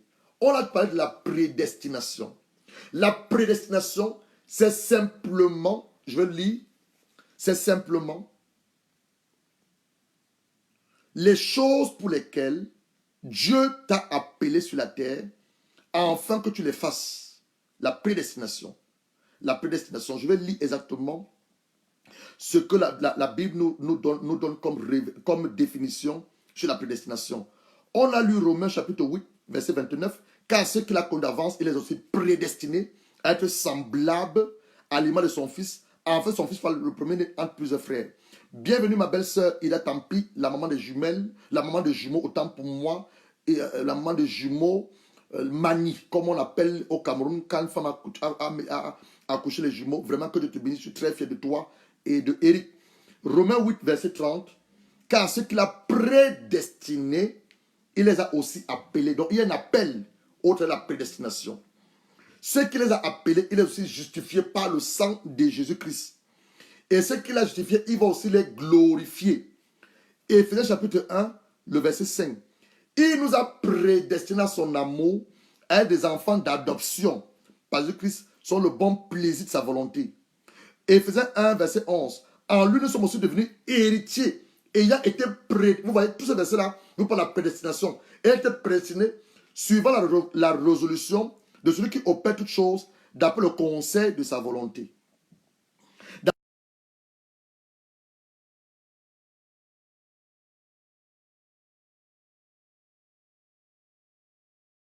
C'est là on n'a pas la présence de Dieu, je ne veux pas la présence de Dieu. C'est ça qui nous intéresse, la prédestination. La prédestination, c'est ça qui nous intéresse. Bon, je prends mon dictionnaire biblique. Trompe Chamba, que Dieu bénisse, la prédestination. On dit, le Nouveau Testament, les auteurs du Nouveau Testament, comme à qui l'enseignement de l'Ancien Testament, sont lequel Dieu est le Seigneur souverain. Je te définis la prédestination. Dieu est le Seigneur souverain des événements et de l'histoire. Donc, depuis ta naissance, jusqu'à l'âge que tu as aujourd'hui, tu m'écoutes, on te dit, Dieu est souverain des événements. Là où tu es né, la famille là où tu es né, le nom qu'on t'a donné, tes parents t'ont donné ce nom, la couleur de ta peau, ton ethnie, ton pays, ce sont des événements que Dieu a choisis par prédestination à ton égard. Ne change pas la couleur de ta peau. Ne sois pas devenu blanc ou noir. Eux aussi, Dieu les a choisis, il les a prédestinés à être peut-être blancs, à être des rouges, dans la famille dans laquelle ils sont nés, le pays dans lequel ils sont nés, la langue même qu'ils parlent, oui, même la langue, parce que ça t'est confondu à la tour de Babel. Nous, on parle français, on dit c'est vrai, à cause de la colonisation. Ça aussi, c'est la prédestination. Donc, vous savez que tu vas être dans un pays qui va être sous la colonisation française et ils vont te donner leur langue. Tu vas parler pour communiquer avec les autres. Mais sinon, on a les dialectes aussi. On a les dialectes. Mais pas la prédestination. Donc, ils sont des événements et de l'histoire. Il en découle que le ministère de Jésus est l'accomplissement d'une prophétie prononcée des siècles plus tôt. Donc, on dit ici, la prédestination, c'est l'ensemble des événements pour lesquels Dieu, avant la fondation du monde, il te donne une destinée. On a vu l'histoire de Jérémie. Jérémie, Dieu dans sa préscience, le connaissait comme prophète. L'a appelé à être prophète. On a l'histoire de Paul, lorsqu'il était encore Saoul, un persécuteur de l'église, un tueur d'enfants de Dieu. Mais Dieu dans sa préscience connaissait Saoul, qui est devenu Paul, comme apôtre, son apôtre. Donc je ne sais pas ce qui te concerne. Donc tu dois à toi maintenant de prier Dieu afin de découvrir, parce qu'il n'y a que toi seul qui peut prier Dieu et que Dieu te révèle parfaitement ce à quoi il t'a prédestiné. Ce à quoi il t'a prédestiné. Alors Romains 8, on va terminer avec ceci. Le verset 29, parce qu'on va doucement, nous parle, Romains 8, que à ceux-là qu'il a connus, il les a prédestinés à être semblables à l'image de son fils Jésus-Christ. Maintenant, on va donc regarder qui est Jésus. Et Jésus, à qui nous devons ressembler. 1. Jésus est le fils de David. Romains 1, verset 3. Le fils d'Abraham, son la chair. Déclaré fils de Dieu par la puissance, son le Saint-Esprit, et par sa résurrection entre les morts. Je te parle maintenant de Jésus. Parce que la Bible nous révèle qu'on va être prédestinés, selon Romains 8, le verset 29, prédestinés à être semblables à l'image du Fils. C'est ce qu'il dit ici. Car ceux qu'il a connus d'avance, il les a aussi prédestinés. Oh, je ne peux pas répondre là, je suis à l'enseignement. Excusez-moi. On dit que ceux qu'il a connus d'avance, il les a aussi prédestinés à être semblables à l'image de son fils. En fait, son fils fut le premier entre plusieurs frères. Donc, Jésus maintenant, qui est Jésus? Qui est ton père? C'est là où on est en train de faire allusion. Qui est ton père? Donc, qui étaient les parents de Jésus? On connaît les parents de Jésus. Les parents de Jésus, Joseph et Marie. Mais Jésus était conçu par qui? Le Saint-Esprit. Il faut dans Luc chapitre 2. Donc, ici, on te parle de Jésus. Jésus est le fils de David. Et Isaïe chapitre 7, le verset 14, te parle la Vierge qui enfantera un fils et on lui donne le nom de Emmanuel. Dieu est avec nous. Mais on lui dit également que le trône de David, son père, dont Jésus vient de la lignée de David, Le trône de David, son père, lui sera donné à perpétuité. Ça, c'est Jésus-Christ. Dans Romains chapitre 1, le verset 3, Romains 1, c'est avec ça qu'on va terminer, verset 3. Paul, serviteur de Jésus-Christ, appelé à être apôtre, mis à part pour annoncer l'évangile de Dieu, qui était promis auparavant de la part de Dieu par ses prophètes dans les Saintes Écritures et qui concerne son fils, né de la postérité de David, selon la chair, et déclaré fils de Dieu avec puissance, selon l'esprit de sainteté par sa résurrection d'entre les morts. Romains 1, le verset 3. Jésus, fils de Joseph et de Marie. Luc chapitre 3, le verset 23. Donc on te parle de la généalogie de Jésus. Ta généalogie, tu la connais? On te parle de la généalogie de Jésus. Le dénombrement. La liste des membres de la famille établissant une filiation et ton origine. C'est ça une généalogie. La science qui a pour objet la recherche de l'origine et l'étude de la composition d'une famille. C'est ça une généalogie. En plus, son intérêt historique, la généalogie joue un rôle très encore important. La recherche des héritiers et la détermination des droits de succession. Troisièmement, la généalogie, c'est un tableau de filiation. 4. La généalogie recherche ayant pour but établir une parité historique entre plusieurs langues, afin de les classer en famille de langues, dont la généalogie, qui est l'origine. B. La naissance de Jésus, ses parents, ses frères et ses soeurs. C'est pas que dit aux catholiques d'arrêter de vénérer Marie. Marie n'est pas restée vierge. Marie a donné naissance à d'autres enfants. Jésus avait deux frères et 3 sœurs. Jésus n'est pas fils unique. Vous vénérez Marie. Je te loue. Arrêtez de vénérer Marie. Marie n'est pas restée vierge. Marie n'était même pas une sainte. Marie est une femme à qui Dieu a fait une grâce. Comme toi, Dieu peut t'avoir fait une grâce. Tu as mis Jésus au monde. C'est ça Marie. Arrêtez de vénérer Marie. Arrêtez d'adorer Marie. Prends le chapelet. Je vous salue Marie, pleine de grâce. Non, Marie va te sauver. Marie va te sauver. Marie même a besoin du sauveur Jésus-Christ qui est son fils. Dans la naissance de Jésus, Jésus est né à Bethléem dans une crèche où il était gardé au milieu des animaux. Tu as maintenant Matthieu 11, le verset 16, Matthieu 1, le verset 18 à 21, Luc chapitre 2, le verset 1 à 7. Les paroles de Jésus selon la chair. Je dis les paroles de Jésus selon la chair. Jésus est fils de Dieu. Jésus est Dieu. Mais selon la chair, les paroles de Jésus sont Joseph, fiancé à Marie. Donc, Marie n'était pas encore mariée à Joseph. Lorsque le Saint-Esprit, par la puissance, va enfanter Marie. Joseph voulait repudier Marie et l'ange va apparaître à Joseph. Ne la repudie pas. Parce que l'enfant qui est dans son sein, c'est le Saint-Enfant de Dieu. Sa mère Marie se trouva enceinte par la vertu et la puissance du Saint-Esprit. Jésus n'est pas né comme toi et moi. Nous sommes nés de la chair, du sang de nos parents. On a hérité l'héritage familier de nos parents. On a hérité des malédictions de nos parents. On a hérité l'impulsion de nos parents. On a hérité la pauvreté de nos parents. Mais Jésus n'est pas né comme ça. Jésus, puisqu'il est venu nous sauver, Jésus, il est né par la puissance du Saint-Esprit. Donc le Père de Jésus-Christ, c'est le Saint-Esprit. Il a seulement besoin du vent de Marie. C'est ça que la naissance de Jésus est une naissance miraculeuse. C'est une naissance miraculeuse. Ida, tu as accouché. Tu viens d'avoir des jumeaux. Tu as des rapports sexuels avec ton mari, Eric. Et c'est ça qui lui a permis d'avoir des enfants.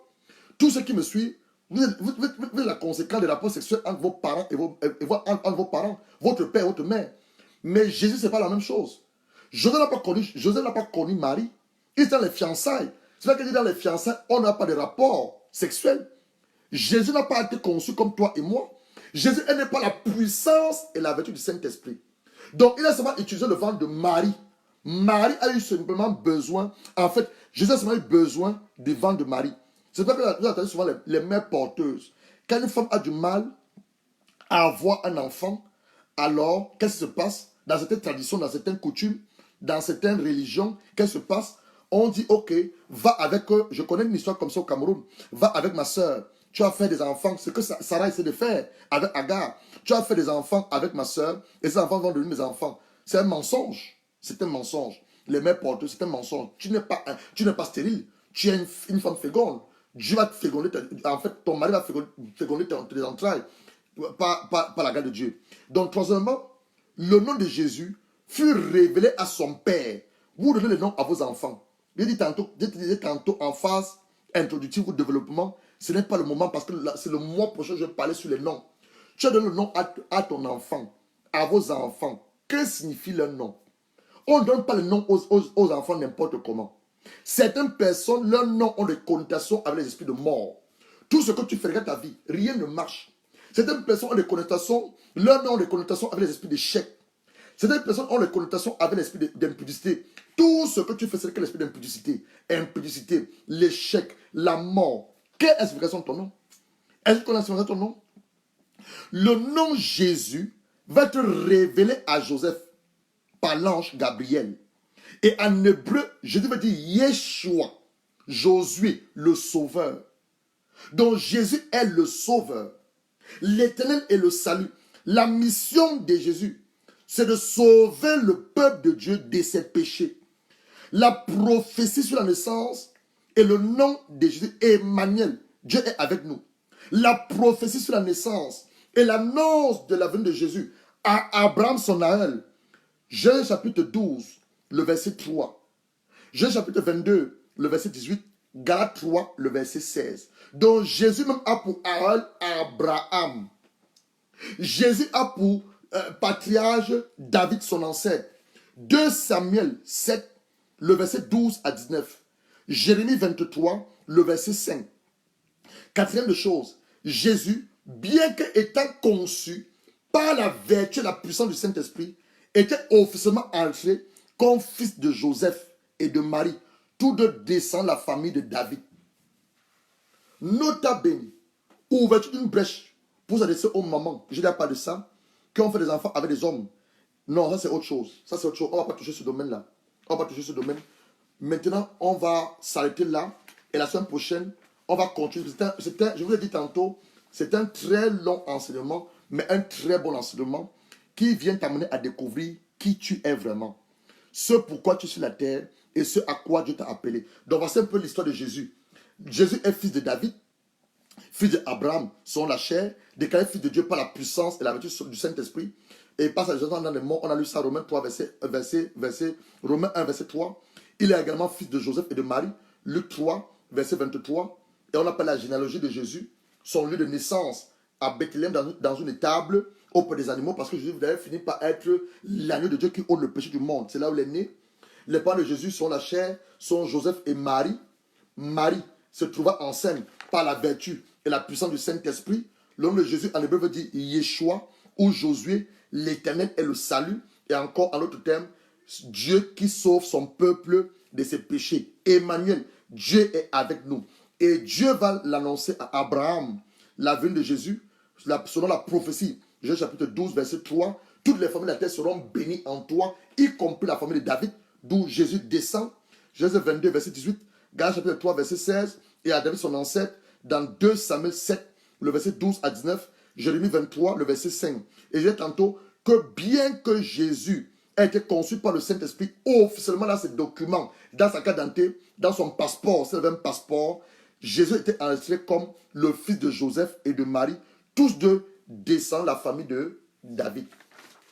On va continuer mercredi. C'est un enseignement vraiment très riche et je bénis Dieu pour cet enseignement qui vient à point nommé pour plus d'entre vous qui ne connaissent pas le sens de leur vie, qui se disent simplement qu'ils sont sur la terre. Non, tu n'es pas seulement sur la terre pour le plaisir d'être sur la terre. Il n'y a plus que ça. Il n'y a plus que manger. Il n'y a plus que boire. Il n'y a plus qu'aller à l'école. Non, il y a un plan. Il y a un plan pour lequel Dieu t'a jeté sur la terre. Oui, mon frère, il y a quelque chose pour lequel tu as été jeté sur la terre.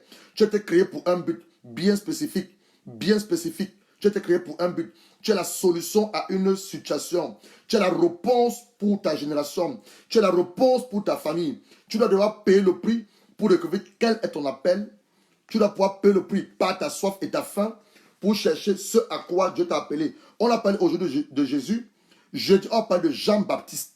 Parce que j'ai une liste ici de Jean-Baptiste. On parle d'Abraham, Isaac et Jacob, Joseph, Moïse, Gédéon et Jérémie et toi aussi. Et on va prier pour que Dieu vous accorde la grâce de vraiment découvrir qui vous êtes, ce pourquoi vous êtes sur la terre et votre mission. Alors, je vais terminer en vous rappelant. Samedi le 28, dimanche le 29, on a 2 jours de prière. Et ce thème, c'est simplement la vie du surnaturel. Nous vivons le naturel. Or que nous avons été appelés à vivre le surnaturel. Nous vivons l'ordinaire. Or que Dieu nous a appelés à vivre l'extraordinaire.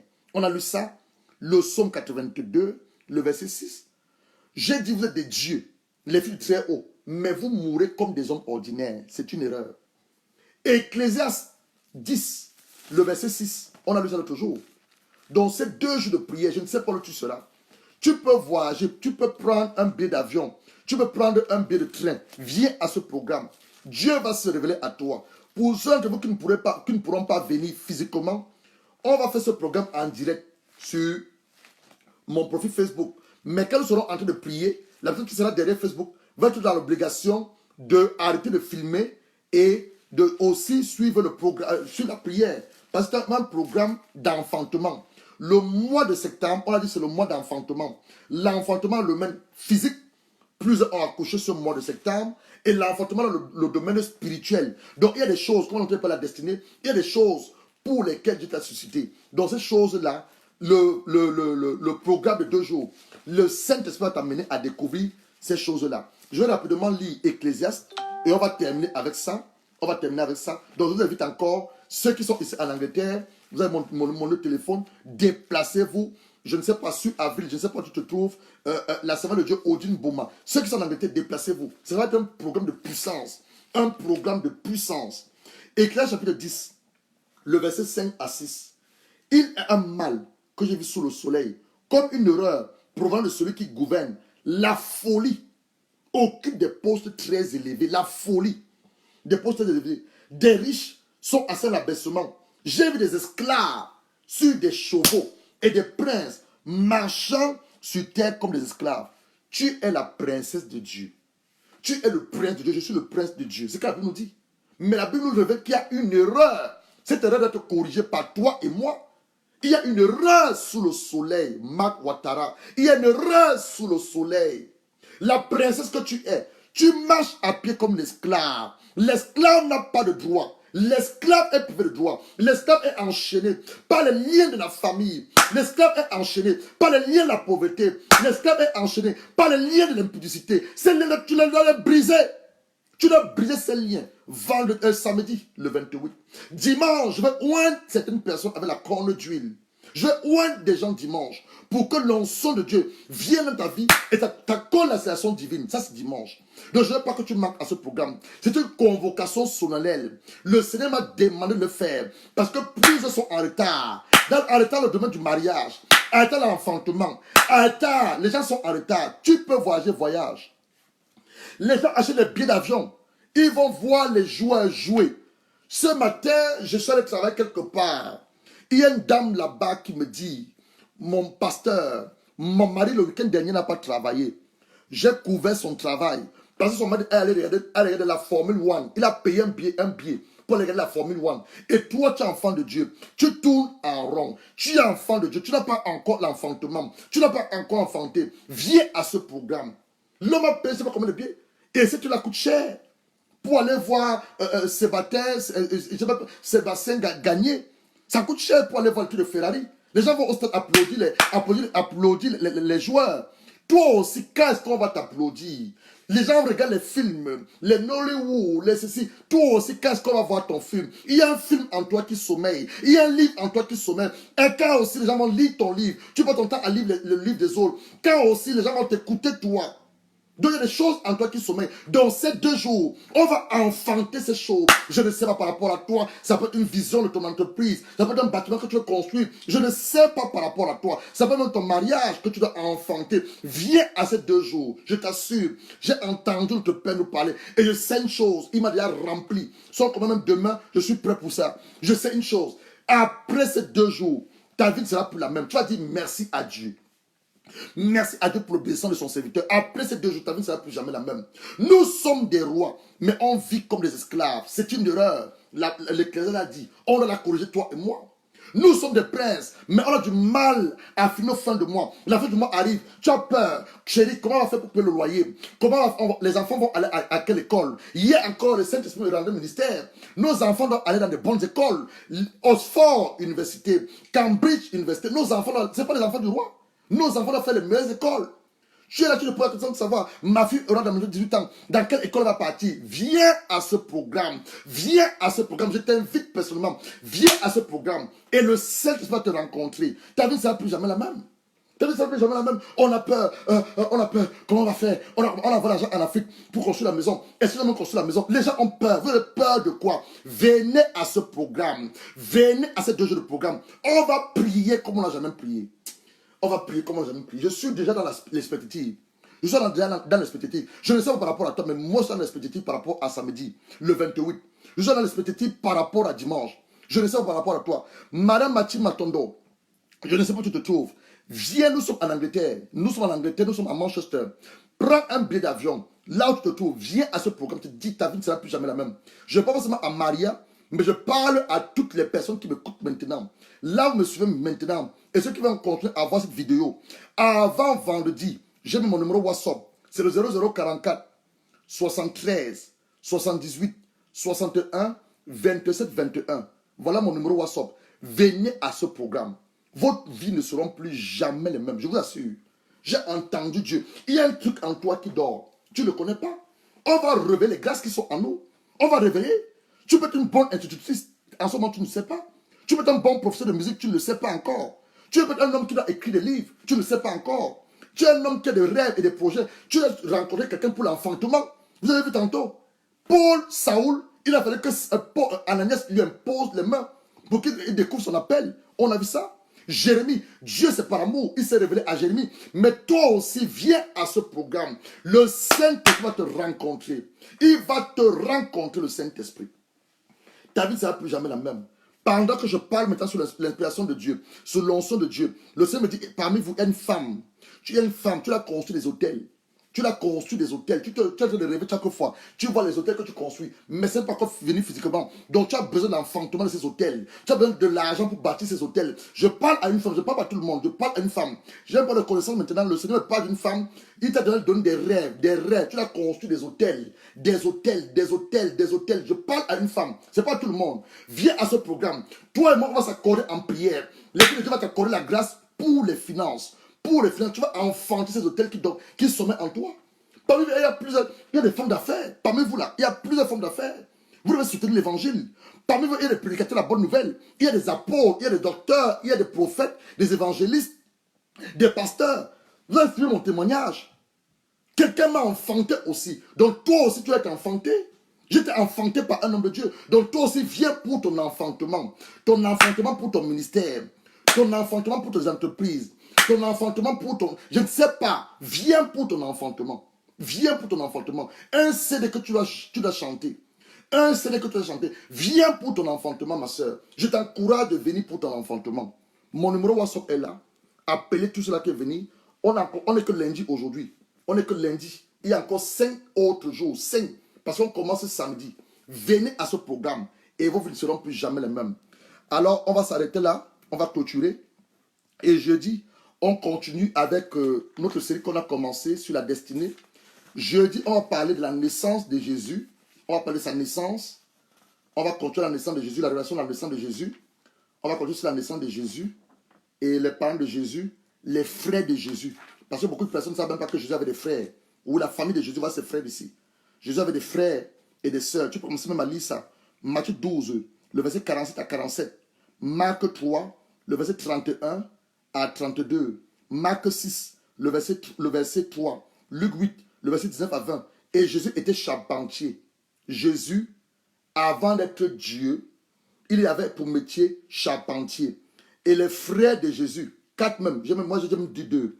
Jacques, José, Jude et Simon. Il avait 2 sœurs dont on ne donne pas les noms. Donc j'ai mes notes. Prenez aussi des notes.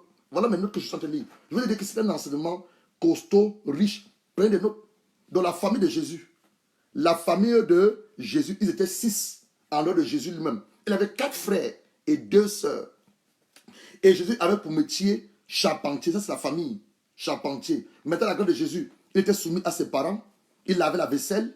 Il passait la serpillère. Oui, il croissait en sagesse et en stature, en grâce devant Dieu et devant les hommes. Ça, c'est Luc chapitre 2, le verset 52. Donc, Jésus a vécu comme tout enfant. Jésus a joué, il a joué au ballon. Jésus a joué au ballon. Mais Dieu, dans son amour, ne nous présente pas tout ce temps de Jésus. On nous montre encore Jésus à 30 ans, où il va aux eaux de baptême. Il se fait baptiser par Jean le Baptiste. Et il est rempli du Saint-Esprit. Et sa vie n'est plus jamais la même. Donc, ces 2 jours de programme aussi, l'Esprit de Dieu va te rencontrer. Tu vas te remplir du Saint-Esprit. Et ta vie ne sera plus jamais la même. Que Dieu vous bénisse. Et nous nous retrouvons mercredi à 15 h. Tu as des questions sur l'enseignement de ce soir, ou tu as pris l'enseignement en retard. La vidéo va rester postée. Écoute de nouveau cet enseignement tellement varié et que Dieu te bénisse. Tu veux venir au programme de 2 jours de prière. Tu ne sais pas comment faire. Le numéro WhatsApp, le 0044 73 78 61 21 27. Pardon, 0044 73 78 61 27 21. Appelle ou envoie un message. Je te donne les directions. Nous sommes à Manchester. Appelle, je te donne les indications et ta vie ne sera plus jamais la même après ces 2 jours de programme de prière. Que Dieu vous bénisse. On se retrouve mercredi à 15 h. Mercredi, moi aussi je vous aime. Sylvie Ovine, je vous aime aussi de tout mon cœur. Mon but dans le royaume de cieux, une de mes missions, c'est d'amener les gens à découvrir qui sont. Une de mes missions, c'est d'amener dans ta destinée, te pousser dans ta destinée. Une de mes fins, de ma soif, dans mes entrailles, dans mon esprit, c'est vous amener à entrer dans votre destinée. La destinée que Dieu a créée pour vous. C'est la raison pour laquelle je vous prêche avec puissance, avec soif et avec dévotion. C'est pour que vous atteigniez ce à quoi vous êtes destiné. Moi, Dieu s'est révélé à moi par la grâce. Et je crois aussi par la grâce, il vous se révèle à vous. Mais des choses pour lesquelles vous devez faire. Et vous avez besoin de ce qu'on appelle parfois des mentors ou des coachs. Je ne suis pas un mentor, je ne suis pas un coach, je suis simplement un serviteur de Dieu. Mais par la grâce de Dieu dans ma vie, je t'amène à découvrir le potentiel qui est en toi. Il y a un potentiel caché en toi. Il y a des grâces en toi. Il y a des dons qui sommeillent en toi. C'est un de mes buts. En dehors de réconcilier les familles, en dehors d'amener le cœur des pères au fils, des fils au père. Je te parle, voilà mon alliance. Ça, c'est mon alliance avec Dieu. Que je donne déjà là comme ça. Ça, c'est la mission que Dieu m'a assignée. Gagner les âmes. Faire toutes les nations des disciples. Annoncer sa bonne nouvelle à toute la créature. Ramener le cœur des pères au fils, des fils au père. Plusieurs familles sont détruites parce que les pères ne comprennent pas les enfants. Les enfants aussi ne veulent pas comprendre les pères. La génération, on est sur le téléphone, on est sur le Facebook. C'est l'un de mes buts. Ramener le cœur des pères au fils. Ramener le cœur des fils au père. La restauration des familles, la restauration des âmes et la découverte des potentialités que Dieu a mis en vous. Libérer les captifs, repérer les brèches, amener les hommes à se marier le malade de destinée. Voilà ma mission. Voilà ma mission. Liée à la vision que Dieu a donnée au ministère. Et je ne peux pas dormir tant que toi tu n'es pas marié à ta mari de destinée. Je ne vais pas dormir tant que tu n'as pas accouché tes enfants de destinée. Je ne vais pas dormir tant que tu n'as pas enfanté ce projet. Tu n'as pas écrit ce livre. Je ne dormirai pas. J'essaierai, le Saint-Esprit va me réveiller. Je ne peux pas dormir à cause de cette mission, à cause de cette vision. Te voir accomplir le plan parfait de Dieu pour ta vie. Te voir. C'est ça ma mission. Liée à la vision que Dieu m'a donnée.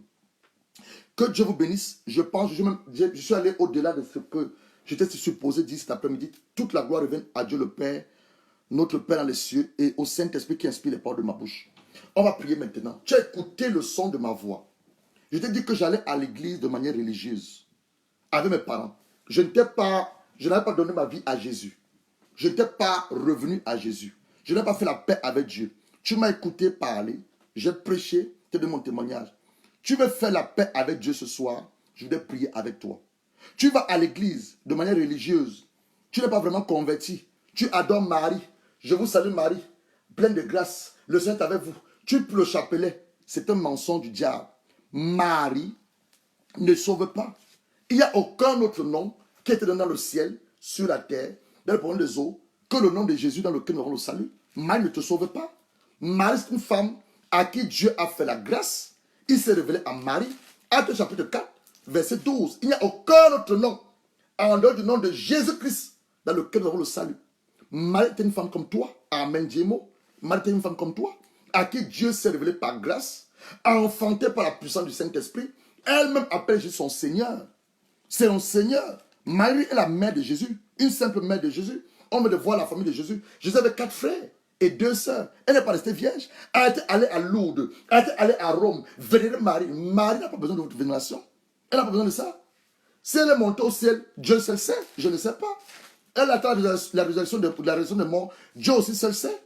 Le seul médiateur entre les hommes et Dieu, Jésus-Christ. Tu veux maintenant le recevoir comme ton Seigneur et Sauveur. Je veux prier avec toi. Tu m'as écouté parler.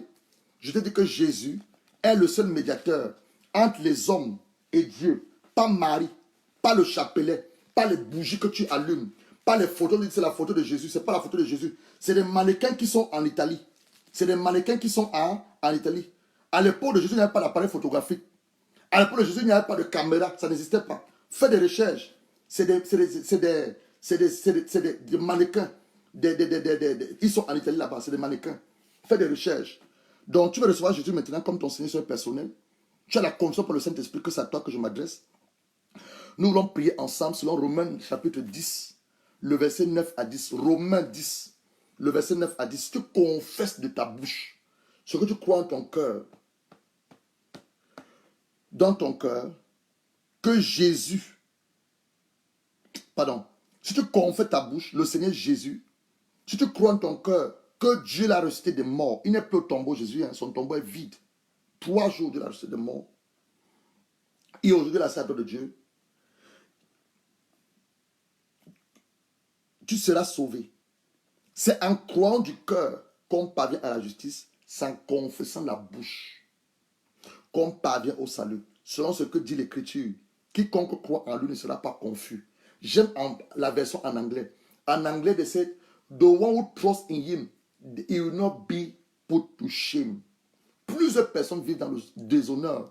Plusieurs personnes ont été déshonorées. Des femmes ont été violées par leur propre père, violées par leur propre soeur, par leur propre frère, violées même par leur propre soeur, des lesbiennes. Plusieurs femmes ont été déshonorées. On a pris ton honneur. Mais je te dis, si tu viens à lui, tes péchés passés, présents, futurs seront pardonnés. Ton nom sera effacé dans le livre de la loi, la mort, et ton nom sera inscrit dans le livre de la vie. Tu as donné une nouvelle création, une nouvelle créature. Ta tête n'a pas changé, ton corps n'a pas changé, mais ton cœur change. C'est un mystère, c'est une puissance. La Bible dit qu'à tous ceux-là qui l'ont reçu, Jean 1, verset 12 à 13, il a donné le pouvoir. Donc c'est une puissance. Tu pars du royaume des ténèbres pour le royaume de la lumière. Tu pars des ténèbres pour la lumière. C'est un mystère. Mais un très bon mystère. Une très bonne nouvelle. C'est la raison pour laquelle je t'annonce cette bonne nouvelle. Jésus t'aime. Jésus t'aime. Il est mort à la croix pour tes péchés. Et aujourd'hui, par ma voix, il veut que tu viennes à la maison. Aujourd'hui, par ma voix, il veut que tu retournes à la maison. Que tu fasses la paix avec lui. Tu es là, tu m'as écouté. Prions ensemble. Tu vas répondre pour moi, Seigneur Jésus-Christ, j'ai entendu ta voix. Tu t'es révélé à Saoul. Saoul a dit, Seigneur, qui es-tu? Tu as dit à Saoul, pourquoi me persécutes-tu? Tu t'es révélé à ton serviteur aussi que je suis. Tu m'as dit, Gérard, ce que tu fais, tu vas pas une source de bénédiction dans ce que tu fais. Et tu t'es encore révélé à moi en 2007. Tu m'as dit, c'est moi Jésus qui t'appelle. Je t'ai choisi pour être mon serviteur, la lumière des nations. Père, révèle-toi à cet homme qui prie maintenant. Révèle à cette femme qui prie maintenant. Ce pourquoi tu l'as choisi. Ce à quoi tu l'as appelé. Ce à quoi elle est sur la terre. Parle à cet homme. Parle à cette femme. Seigneur Jésus-Christ, nous venons humblement dans ton trône de la grâce. Confesser nos péchés. On a péché en pensée. On a péché en parole et en omission. On a même construit les marabouts. On a essayé de être praticiens. On a commis la fornication, la masturbation, l'adultère. Père, nous nous reconnaissons nos péchés. Nous venons humblement dans ton trône de la grâce ce soir. Implorer ta miséricorde et ton pardon. Nous te souviens pour nos péchés, de nos manquements. Mais par le précieux sang de ton Fils Christ, efface nos péchés, papa. Efface nos péchés. Et la conséquence de nos péchés. Certaines femmes ont commis les avortements. Aujourd'hui, écris à toi pour les enfants. Père, je t'en supplie au nom de ton Fils Christ, que ces avortements ne puissent pas parler à l'égard de ces femmes et les empêcher de concevoir. Efface leurs péchés et annule la conséquence de leurs péchés. Papa, lave-nous par le précieux sang de ton Fils Jésus-Christ. Que nos noms soient effacés dans le livre de la mort et que nos noms soient inscrits dans ton livre de vie, scellés par le sang de ton Fils Jésus-Christ. Que nous devenons aujourd'hui tes fils et tes filles par adoption dans le nom de ton Fils Jésus-Christ et selon ta préscience dans le nom de Jésus-Christ. Amen. Bien-aimé, j'acclame pour toi. J'acclame pour toi. J'acclame pour toi. J'acclame pour toi. J'acclame pour toi. Tu as fait cette prière comme je viens de le faire. À cause de cette prière de confession de foi, la Bible dit ici, Luc chapitre 15, le verset 7, on termine avec ça. À cause de la confession que tu viens de faire, il y a une célébration dans le ciel. Les anges sonnent la trompette. On m'a vu hier avec ma corne. Je sonnais la corne. Les anges sonnent la corne. Regardez ce qu'il dit. Luc chapitre 15, verset 7. Demain, je vous le dis, il y aura plus de joie dans le ciel pour un seul pécheur qui se repent que pour 99 justes qui n'ont pas besoin de repentance. Donc tu t'es repenti de tes péchés. Tu as pu constater que la vie que tu menais était une vie de péché. La vie de concubinage, la vie de l'impureté était une mauvaise vie. Et tu es revenu à ton Père ce soir. Tu as fait la paix avec lui. Ton nom est maintenant inscrit dans le livre de la vie. Et maintenant les écailles peuvent tomber de tes yeux. Et tu peux être rempli du Saint-Esprit et découvrir parfaitement ta destinée et la volonté parfaite de Dieu pour toi sur la terre. À cause de toi, il y a la célébration dans le ciel. À cause de toi, les anges dansent. À cause de toi, tu peux danser aussi en langue. Beka Sandara, Lendo Basa, Branda Sakara Kaso.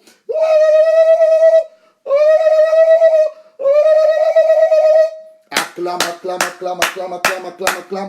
Acclame, acclame, acclame, acclame, acclame. Père, je te dis merci. Je me suis tenu dans ta présence cet après-midi, papa, pour parler à tes enfants, pour parler à ton peuple, pour parler à tes serviteurs et à tes servants. Tu t'es révélé à eux et plusieurs ont écouté mon témoignage. Père, et certains viennent de revenir à la maison. Je veux seulement te dire merci, que toute la gloire te revienne.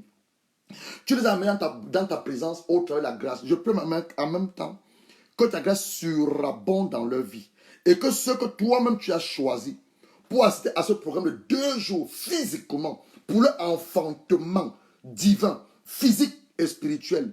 Père, ramène-les toi-même à Bolton, par Manchester, pour ces 2 jours de prière et que leur vie ne soit plus jamais la même. Ceux qui seront connectés derrière Facebook, Père, la grâce que tu as déversée samedi, dimanche, papa, je t'en supplie, que la grâce également les soit contaminée, contagiée, que la grâce les soit communiquée, les seront. Peu importe, elles seront à travers la terre entière. À cause de leur foi, papa révèle à un homme. À cause de leur foi, permet à une femme d'enfanter les entreprises qui dorment en elle, les hôtels qui dorment en elle, le livre qui dort en elle, le CD qui dort en elle, l'entreprise qui dort en elle. Amène un de tes serviteurs à découvrir que tu l'as appelé au service. Et la louange et la gloire te revenir. À toi notre Père qui vit éternellement et à jamais, dans le nom précieux, magnifique, majestueux, merveilleux, excellent, admirable de ton Fils Jésus-Christ. Nous t'avons ainsi prié avec action de grâce. Et ils ont Amen, Amen, Amen. Que Dieu vous bénisse. Je sais que parmi vous, plusieurs ont de bonnes nouvelles. Plusieurs ont de bonnes nouvelles. Hier, on a prié pour les malades. Dieu t'a touché hier, tu étais guéri, quelle que soit la maladie ou l'infection que tu avais. Envoie ton témoignage. Le témoignage fait partie également de l'amour. L'amour et surtout encourage certaines personnes à croire que le Dieu dont on prêche, il est puissant, il est vivant et il agit.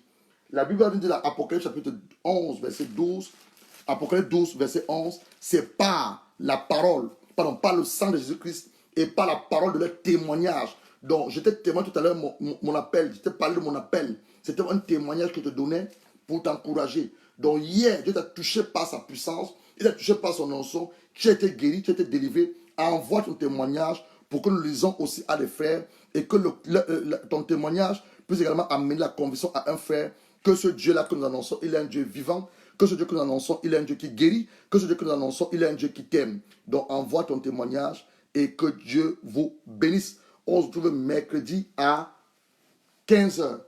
Priez pour moi comme je prie aussi pour vous par rapport à ces 2 jours de programme.